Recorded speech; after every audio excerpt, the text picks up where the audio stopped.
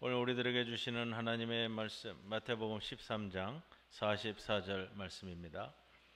천국은 마치 밭에 감추인 보화와 같으니 사람이 이를 발견한 후 숨겨두고 기뻐하며 돌아가서 자기의 소유를 다 팔아 그 밭을 사느니라. 이 말씀 가운데 성령께서 함께 하시기를 기원합니다. 덥죠? 아프지 마세요. 성도들도 돌아가면서 지금 아프고 계시는데 이렇게 저렇게 여러 가지 아프신 분들 아프지 않기를 바라시고요. 덥습니다. 또 조심하시고, 우리 하나님 나라의 비유에 대한 말씀을 두 번째 시간 좀 같이 나누려고 하는데, 예수님의 말씀에 대해서 유대인들의 반응은 두 가지였습니다. 하나는 환호였고 하나는 공격이었어요. 일반 사람들은 예수님의 가르침에 환호했습니다. 지금까지 듣던 익숙한 것과는 달리 전혀 다른 말씀을 예수님에게서 들었습니다. 유대 종교 지도자들의 가르침과는 다른 예수님의 가르침에 적지 않이 놀랐습니다. 물론 더러운 귀신을 쫓아내며 병자를 고치는 예수님의 모습도 그들을 놀라게 했습니다. 자신을 단지 쓸모없는 죄인일 뿐이라고 여기는 이스라엘 유대인들에게 관심을 가지고 예수님께서 회복시켜 주셨습니다. 예수를 따르고 지지하는 환호 소리를 들었습니다. 예수가 있는 곳에는 수많은 사람이 있었습니다. 그러나 환호만 있었던 건 아닙니다. 예수에 의해서 비교당했던 바리새인들과 서기관들은 예수님을 공격했습니다. 예수가 선포한 하나님 나라 이야기는 그들이 알고 있는 것과는 전혀 달랐기 때문입니다. 그 이야기는 단지 다르다라는 말로는 표현할 수 없을 정도로 파격적이었습니다. 그들에게는 예수가 음흉한 선동가였고 예수를 저지하지 않는다면 그들이 이룩한 모든 것을 부셔버릴 것만 같았습니다. 그래서 예수를 적으로 규정하고 몰아놔야만 했다. 이것이 또 다른 한면의 예수의 말씀에 대한 반응입니다. 예수께서는 익숙한 것을 새로운 방식으로 뒤집었습니다. 이러한 정점에 있는 것이 하나님 나라 비유입니다. 하나님 나라라는 것은 여러분 나라가 새로 세워지는 것을 이야기하는 것이 아니고요. 하나님의 통치, 하나님의 다스림 이것이다 라는 말씀을 드렸습니다. 하나님의 통치는 세상을 통치하는 왕의 통치와 대립하면서 갈등을 일으킵니다. 예수께서 살던 당시는 로마 제국의 제국적 질서의 힘에 의한 통치 시기입니다. 힘 있는 사람이 힘 없는 사람을 지배함으로써 권력 관계를 유지하고요. 그 힘의 팽창을 목적으로 하는 시기였습니다. 힘의 최고점에 있는 사람은 힘의 대리자나 하나님의 중개자, 하나님의 대리자로 자처하면서 권력을 누리고 확장시켰습니다. 힘없는 사람들이 힘의 그물망에서 빠져나가는 것은 불가능했고요. 그렇게 살던 시기에 예수께서 선포한 하나님 나라는 달랐다. 하나님 나라, 예수께서 말씀하시는 하나님 나라는 제국주의적 관점이 아닙니다.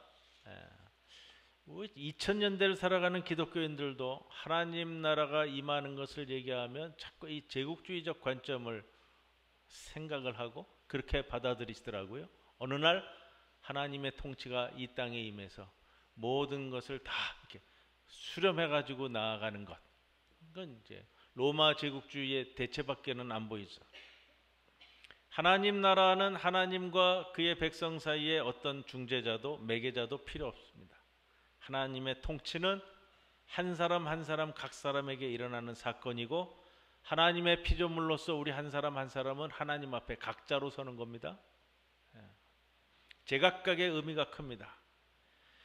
세상의 질서와 가치가 만들어낸 억압과 고난에서 벗어나게 하는 것이 하나님의 통치입니다. 예수님 당시의 유대인들도 고난 가운데 하나님 나라를 기대했습니다.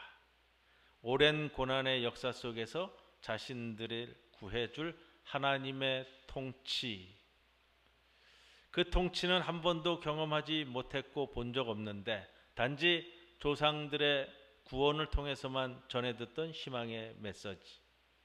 그러나 유대인들이 생각한 것도 그거예요. 수동적으로 나는 가만히 있는데 하나님의 나라가 이 통치처럼 이 자리에 임할 것이다. 그래서 우리를 해방시키시고 억압과 고난 가운데서 벗어나게 해줄 것이다. 예수님의 사명은 하나님 나라의 희망을 선포하는 것, 그리고 경험해 보지 못한 새로운 하나님 나라를 어떻게 설명할 것인가에 대한 고민이 있었을 겁니다. 오매불망 기다리던 하나님 나라를 설명하기 위해서 예수께서 선택한 도구가 비유인데, 이 비유는 비유로 되어지는 것이 중요한 것이 아니라 그 비유의 뒤편에 우리에게 말씀되어지는 것을 잘 살필 필요가 있다라는 말씀을 드렸습니다. 여러분, 예수님께서 지난주에 우리가 함께 나눈 말씀입니다만, 예수님께서 이 땅에 오셔서 공생애를 시작할 때 가장 먼저 전파했던 설교의 내용을 기억하시죠? 이제는 뭐죠? 하나님 나라가 가까이 왔으니 회개하고 복음을 믿으라. 이 첫 설교의 내용이기도 하고요, 예수님 전체 사역을 한마디로 요약한다 하더라도 바로 그겁니다. 하나님 나라가 가까이 왔다라는 것은 가까이 미래적인 표현이기도 하고 현재적인 표현이기도 하고 과거적인 표현이기도 같이 가지고 있는 단어 표현이라고 말씀을 드렸고요. 자, 회개하다라는 것은 눈물 콧물 짜면서 반성하는 것을 의미하는 것이 아니고요, 돌이킨다라는 뜻을 말씀드렸어요. 뭘 돌이키냐? 메타노이에테 그랬어요. 마음을 바꾼다라는 원어적인 뜻은 마음을 바꾼다라는 것으로 말씀을 드렸습니다. 우리가 지난 주일 나눈 말씀에 진주 상인 비유가 있죠. 기억하셔야 됩니다. 제가 이 마태복음에 그거는 뒷구절인데도 불구하고 먼저 말씀을 드렸던 이유가 있어요. 지난 주일날 그거를 이해를 잘 할 때에 오늘 감추인 보화 이야기의 맥락을 좀 쉽게 잡을 수 있기 때문에 그렇습니다. 대부분의 비유가 간단한 제목이 붙어서 전달되는데 오히려 이 제목들이 이 비유를 오해하게 만들기도 합니다. 진주 상인에 대한 비유인데 지난주에도 제가 제목을 진주 상인 그렇게 붙었어요. 근데 자꾸 이제 진주에 대한 비유, 진주 비유 이렇게 이해한다고 그랬잖아요. 진주에 대한 비유 그러니까 이 진주의 이 영롱함을 자꾸 이게 떠올리는 거예요. 그래서 하나님 나라가 이 영롱한 진주, 값진 진주, 세상에 그 무엇보다도 비교할 수 없는 그 진주를 진주 상인이 자기 전 재산을 다 팔아가지고서는 그 진주를 샀다. 그래서 그 진주를 가지고 와서 이제 자본주의적 사고방식이라고 그랬어요. 그 진주를 팔았더니 더 큰 이문을 남겼다. 이렇게 간다. 바로 그만큼 하나님 나라가 더 고귀하고 가치 있는 것이다. 이렇게 가면 이거는 너무 자본주의적 사고방식에 빠진 이해다라는 말씀을 드렸어요. 중요한 것은 그 진주가 내 재산을 다 팔아가지고서 획득할 정도로 값질 것인지 아닐지는 아무도 몰라요. 기억나시죠? 지난주 말씀드린 거? 그럼에도 불구하고 내가 결단을 해서 그 진주를 사는 거예요. 다른 사람들은 옆에서 너 전 재산은 다 들여가지고 그 진주 산다라는 게 그게 너 이제 망했다 이럴 수도 있어요. 그러나 내 판단과 내 기쁨 속에서 그 진주를 취하는 결단을 내릴 수 있느냐. 여러분들, 그래서 제가 설교 말미에는 그런 말씀 드렸잖아요. 세상 사람들은 이 시간, 이 비용, 이 날씨에 여기 와 앉아 있는 것이 사람들 보기에는 계산적으로 보면 마이너스잖아요. 여러분들은 다 차치하고 이 자리에 앉아서 값진 진주에 대한 것을 여러분의 소망으로 붙잡고 있는 분들이다. 기억나시죠? 이거 기억하지 못하시면 오늘 말씀은 좀 더 어렵기 때문에 진입하기가 조금 더 어려워지는 거예요. 그래서 진주에 대한 비유가 아니라 진주 상인 비유. 그래서 그런 유혹을 좀 더 우리가 벗겨낼 수가 있고요. 자, 하나님 나라에 대해서 그만큼 내가 결단하고 책임지고 내가 그 가치를 바라볼 수 있는 그 자리에 설 수 있느냐. 내가 발견한 진주가 다른 이들이 볼 때에 기대에 못 미치는 것들이라고 하더라도, 그리고 혹시 그게 진주가 아니라고 하더라도 그것이 중요한 것이 아니고요. 우리가 살아가면서 삶의 어느 순간에 더 이상 주저하지 않고 선택하고 결단할 순간이 올 것인데, 늘 망설이기만 하고 놓쳤던 순간들이 내 자신의 삶에 뿌리 내리는 것을 경험하게 되는 것. 진주상인의 비유에서 진주상인은 자신만이 그것을 발견한 기쁨을 누릴 수 있었을 겁니다. 수많은 상인은 그저 지나갔고요. 수많은 상인은 이걸 살까 말까 고민하다가 지나갔어요. 늘 그곳에 그 진주는 있었고 모든 사람들이 그 진주를 다 볼 수 있었던 면에서 달라진 것은 없을지 모릅니다만, 그러나 내가 이 진주를 발견하고 내가 내 진주로 만들 것이다 라는 것이 확고히 섰을 때 모든 것이 변하는 거예요. 진주라는 유혹으로부터 벗어나 내가 이 사건의 주인공이 되는 거예요. 내가 이 사건의 주체가 되는 거예요. 그것이 하나님 나라. 로마의 억압에 의해서 이리저리 휘둘리는 것이 아니고, 내가 하나님 나라에서는 하나님 베풀어 주신 이 세상에서 내가 주체로 서는 거, 자기 자신이 된다는 거예요. 그러나 모든 인간이 누구나 자기 자신으로 살 수 있는 것은 아니잖아요. 그것을 주님께서 하나님 나라의 비유를 통해서 오늘 말씀하고 계십니다. 오늘 이 진주 상인 비유와 쌍둥이 비유라고 불리는 비유 이야기가 감추인 보화 비유예요. 예수님은 하나님 나라를 밭에 감추인 보화와 같다라고 말씀하셨습니다. 그리고 보물을 발견한 어떤 사람이 그것을 제자리에 숨겨두고 기뻐하면서 재산을 전부 팔아 그 밭을 산다는 내용입니다. 자, 이 비유도 접근을 할 때 우리 진주 상인 비유하고 비슷하게 접근을 할 수 있는 필요가 있어요. 뭐냐면 그 보물이 얼마나 값진 보물인지 내가 내 재산을 다 팔아가지고 그 밭을 샀고 그 밭에서 이제 내가 그 보물을 캐내어서 내 재산보다도 더 10배, 20배의 더 값진 재산을 이룰 것이다. 하나님 나라는 그런 것이다. 이렇게 접근하면 이거는 오독이에요. 오독. 잘못 읽은 거란 말이에요. 우리는 이게 자본주의적 사고방식에 자꾸 빠져 있어가지고요. 이 재화에 대한 가치의 크기로 자꾸 뭘 이렇게 재단하려고 들어요. 성경을 볼 때 그 굉장히 위험한 사고방식이거든요. 그러니까 진주 상인 비유도 진주 비유로서 이렇게 각인이 찍혀가지고 내 재산을 전부 팔아가지고 값진 진주를 샀고 그 진주를 가지고 와가지고 이제 2배, 3배, 10배의 가치로 팔면 내가 더 큰 이문을 남기다. 이게 하나님 나라와 같이 큰 가치가 있는 것이다. 이거 아니란 말이에요. 이렇게 생각하시면 이게 오독이라면 오독. 근데 대부분 그렇게 생각하고 있어요. 왜? 우리가 자본주의 사회에서 살던 이 버릇 때문에 그래. 자, 오늘 이 밭에 감추인 보화 이야기도 말씀을 나눕니다. 하나님 나라를 사람이 아닌 보물에 비유하는 건 맞아요. 보물이 주는 매력이 하나님 나라에 매우 유혹적으로 다가옵니다. 근데 이 이야기에 또 함정이 하나 있어요. 진주 상인 이야기하고는 또 다르게 뭐냐? 보물이 숨겨져 있다는 거예요. 지난주 나눈 진주 상인 비유에서는 진주가 오픈되어 있어요. 누구나 봤어요. 누구나 살 수 있어요. 그러나 안 샀어요. 나도 살까 말까 하다가 안 샀다가 오늘 샀는지도 몰라요. 그런 차원에서 지난주에 우리 말씀을 나눴고요. 만일 숨겨져 있는 보물이 발견되지 않았다면 이 보물은 아무 의미가 없을 수 있습니다.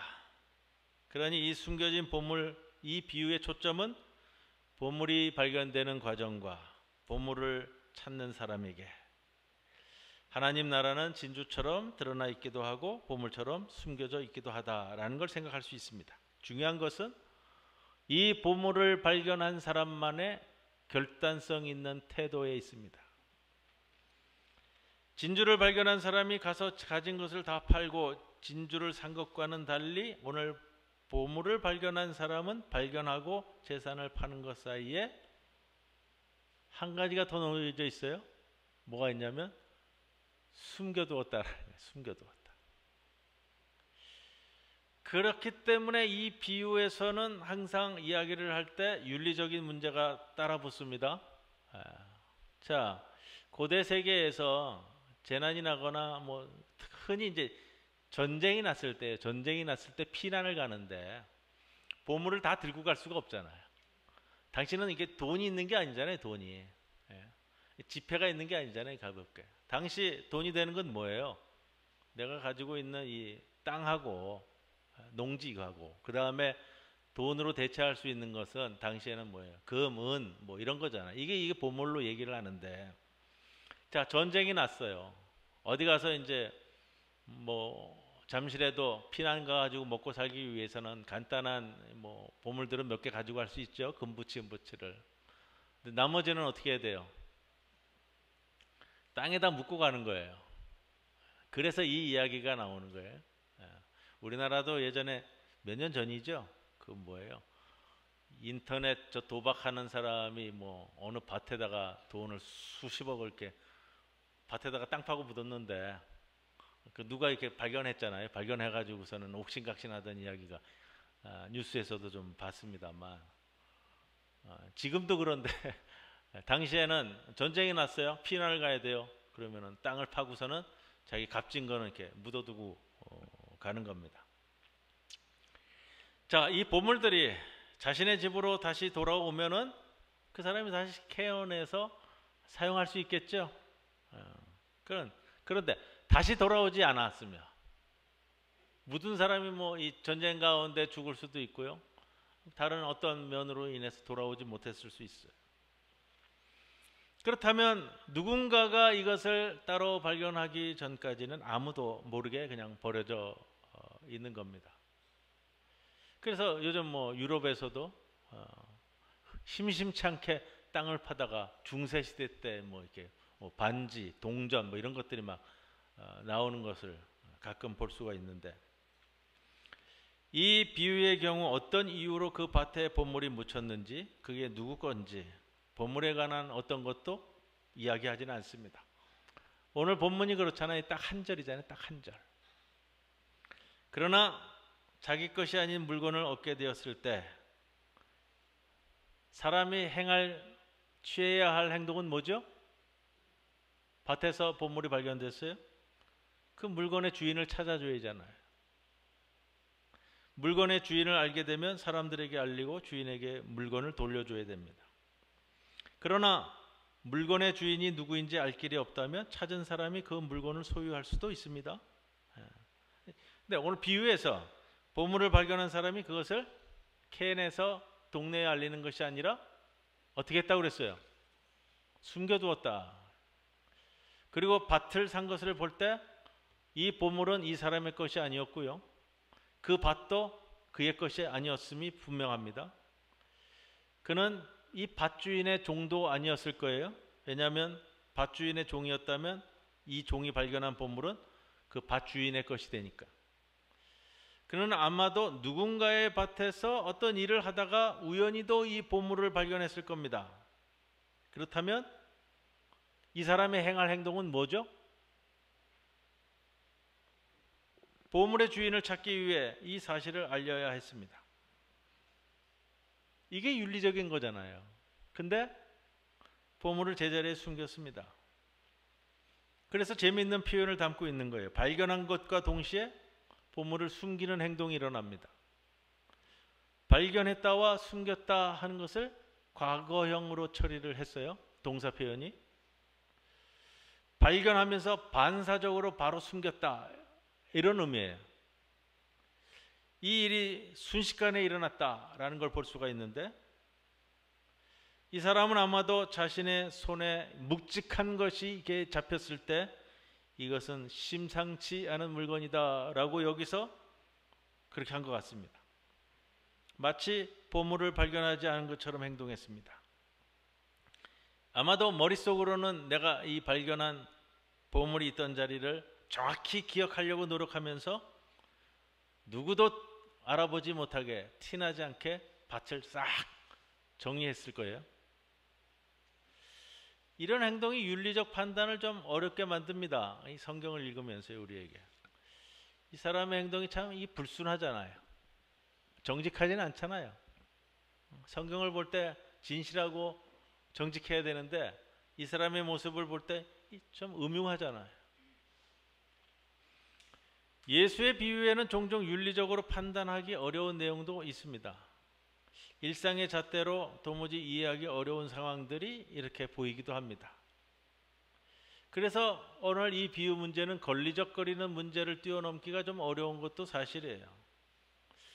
그런데 이 비유에서 이야기하려는 속뜻을 나름대로 헤아릴 수 있는 방법을 찾아야 되는데, 이 발견했다와 숨겼다를 동사를 과거형 동사로 처리하면서요, 뒤따르는 동사들은 좀 이게 의도적인 표현이에요.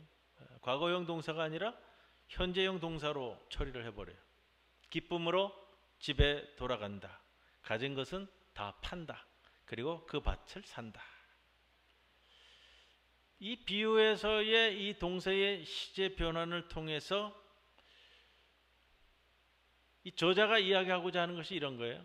과거에 연연해하지 말고, 과거에 이 음흉함에 연연해하지 말고 뒷이야기로 바로 좀 넘어가라.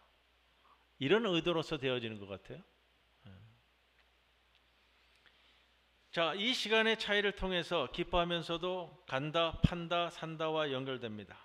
얼떨결에 이 사람은 보물을 발견한 사람이에요.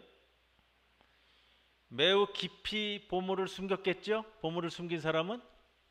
여러분 상상을 해보세요. 전쟁이 났어요. 보물을 숨기고 가야 돼요. 그럼 살짝 묻어놓고 가요? 아니면 깊이 묻어놓고 갈까요? 당연히 깊이 묻어놓고 가죠. 자, 그래서 비유의 주인공이 다른 일꾼들에 비해서 훨씬 더 성실하게 밭을 깊게 갈다 보니까 이것을 발견했다? 이렇게 해석하기는 어려워요. 그렇게 해석하면은 또 딴 데로 가는 것 같아요. 성실하게 열심히 일하는 이 일꾼에게 이런 보물이 잡힌다. 이렇게 접근하는 것도 아닌 것 같아요. 왜냐? 여러분들 아시잖아요. 일상적으로 하는 밭갈이는 적당한 깊이로만 밭을 갈지, 물론 우리 지금 시대처럼 막 포크레인을 데려다가 밭을 갈거나 그러진 않잖아요. 항상 이 씨를 뿌릴 만한, 그리고 뿌리를 내릴 만한 적당한 그 작물의 깊이에 따라서만 밭갈이를 합니다. 이 밭을 거쳐간 사람도 아마 이 사람뿐만이 아니라 다른 사람도 있었을 거예요. 자, 그렇다면 이 사람이 이곳에서 보물을 발견한 것은 그 개인의 성실함과도 관계가 없는 사건일 겁니다. 이제 이 사람이 무엇을 해야 될 것인가? 밭에다가 다시 묻어놓고 돌아가면서 수많은 생각이 있었겠죠? 보물이 주는 유혹이에요. 여러분들도 이 보물에 주는 유혹에 빠지면 이 비유의 해석이 어려워지는 거예요. 아닌데 내가 오늘 밤이라도 아무도 보지 않을 때 다시 그 밭에 가가지고 캐가지고 이거 가지고 들어와야 되는데, 이런 생각이 들 수도 있고요. 아니면 이 밭 주인에게 상황을 말하고 사실은 이 밭 주인의 것도 아닐 수도 있는 것을 고스란히 다 갖다 바칠 수도 있습니다. 전자와 같이 행동을 했으면 도둑과 같은 상황이기 때문에 양심에 걸리고, 후자와 같이 행동했으면 모두가 바보라고 손가락질을 했을 거예요. 기쁜 마음이 그의 마음을 뒤흔들어 놓는 내내 이 사람이 한 선택은 자신의 모든 것을 파는 쪽으로 기웁니다. 일반적으로 봤을 때 어리석은 판단일 수도 있어요. 진주 장사의 비유처럼 내 재산을 다 팔아가지고 마련한 것과 이 땅에서 발견된 보물이 그 가치를 견주어 볼 때 합리적이지 않을 수도 있다 이거예요. 왜? 보물의 가치가 얼마나 나갈지는 모르기 때문에. 진주 상인도 마찬가지 선택을 했잖아요. 이 진주가 과연 자신의 모든 것을 다 팔 만큼의 가치가 있을까? 가치가 있을까 없을까요? 여기에 해답이 있는 거예요, 여러분. 하나님 나라의 비유에서 진주상인의 비유도 그렇고요. 오늘 밭에 묻힌 이 보화의 비유에서도 하나님 나라의 비유를 이야기하면서 우리들에게 묻는 게 여기 있는 거예요. 그 가치가 있을까? 내 전 재산을 팔아서 진주를 사는 것이 가치가 있을까? 내 전 재산을 팔아서 이 밭을 사는 것이 가치가 있을까? 이 두 사람은 결론을 내렸어요. 어떻게 내렸죠? 가치가 있다. 혹 세상적 기준에서 봤을 때 내 전 재산에 미치지 못하는 진주일 수도 있고 내 전 재산에 미치지 못하는 보물일 수도 있는 거예요. 그리고 대체적으로 봤을 때 미치지 못했을 거예요. 그렇기 때문에 이 비유를 얘기하거든요. 자, 여러분들 이 숫자 계산적인 거에서 빠지시면은 유혹에 빠지시는 거예요. 내 소유를 전부 팔아서 이것을 사는 것이 최선이었을까? 오직 그 대답은 그 사람만이 하는 거예요. 수없이 자문자답을 했을 거예요. 과연 불가피한 일인가? 그 진주를 꼭 사야 되는가? 이 보물을 꼭 가져야 되는가? 내가 전 재산을 다 팔아서 이 진주를 꼭 사야 되는가? 이 모든 질문에 이들이 스스로 대답하는 것은 이거예요. 그렇다. 모든 재산을 팔아 보물을 사는 것을 후회 없다고 생각하며 실행한 순간 이 사람은 자기 삶에서 자기 자신이 되는 거예요. 로마 억압과 핍박에 의해서 이렇게 저렇게 휘둘려 사는 사람이 아니라 하나님 나라에서 자신이 스스로 각각 제각각 하나님 앞에 서는 인간으로 서는 거예요. 그리고 기쁨은 이것과 연결되는 거예요.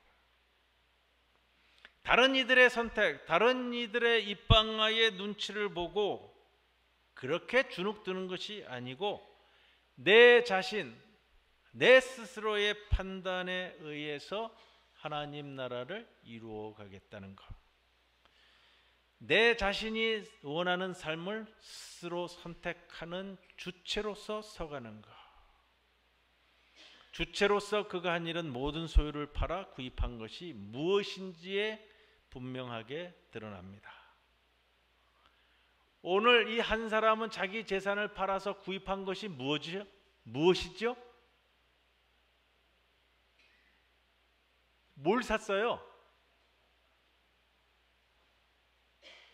이 사람이 산 게 뭐예요? 밭을 샀잖아요, 밭을. 자꾸 보물을 샀다고 생각을 하니까 방향이 엉뚱하게 가는 것 같아요. 이 사람이 산 거는 밭이에요. 밭이란 건 뭐예요? 자기 일상의 삶이에요. 그가 구입한 것은 보물이 아니라 밭입니다. 가진 것을 모두 팔았기에 이 사람에게 남아있는 것은 오로지 이 밭만이 남았어요. 그리고 이 사람은 이제 이 밭에서 살아가야 되는 거예요. 이전의 밭과 지금의 밭은 이 사람에게 의미가 달라요. 이제는 내가 살아가야 할 나의 밭이에요. 이 비유는 보물을 찾는 이야기라고 한 것보다는요, 새로운 밭을 사는 거예요. 새로운 나의 삶의 터전을 이루어가고 새로운 나의 삶의 터전을 사는 이야기예요. 곧 삶의 터전을 바꾸는 이야기다라는 거예요. 늘상 생활에 왔던 밭이지만 내가 이 밭을 사고 난 다음에는 이 밭이 나에게 달라졌어요. 이게 삶의 변환이에요. 예전에도 이 밭에는 보물이 있었는데 지금은 내 밭이 된 다음에는 내가 그 보물들을 어떻게 캐내고 만들어 갈 것인가, 이거는 앞으로 순수하게 나한테 달려있는 거예요. 이게 하나님 나라의 비유로서 예수께서 하시는 말씀이에요. 그가 갖게 되는 기쁨이라는 것은 보물을 넘어선 새로운 선택에 있는, 이 비유에는 모든 재산을 팔았다는 희생의 개념도 별로 의미가 없어요. 희생이라기보다는 새로운 도전. 예수께서는 하나님 나라 앞에서 한 사람 한 사람을 모두 세우고 도전시키는 것, 그리고 물어봅니다. 어떻게 살았는지, 어떻게 살 것인지, 어떤 선택을 할 것인지, 그리고 과연 당신 자신으로서 스스로 자기 자신으로서 이 세상을 살았는지, 다른 사람에게 휘둘르지 아니하면서 스스로 조화를 이룬 주체로서 비로소 하나님 나라를 맛볼 수 있는가, 이것을 우리들에게 말씀해 주십니다. 여러분들도 여러분 신앙 주체로서 하나님 나라를 주체로서 맛볼 수 있기를 바라고요. 다음 주에는 이 달란트 비유 이야기를 다시 한번 접근해서 하나님 나라의 관점에서 보려고 하는데, 하나님 나라의 비유가 달란트 비유에서는 어떻게 우리들에게 이야기되어지는지. 자, 오늘 말씀 정리합니다. 이 수치계산적으로 이 자본주의적 사고로서 하나님 나라의 비유를 접근하면은 자꾸 엉뚱하게 가요. 내가 하나님 나라의 한 주체로서 바로 서서 하나님 앞에 바로 설 수 있는지, 내가 내 삶의 바탕이 되는 내 이 밭, 삶의 터전이 되는 밭을 새로운 마음으로 경험하면서 보물을 캐어나갈 수 있는지, 이것을 묻는 것이 오늘 하나님 나라의 두 번째 비유입니다.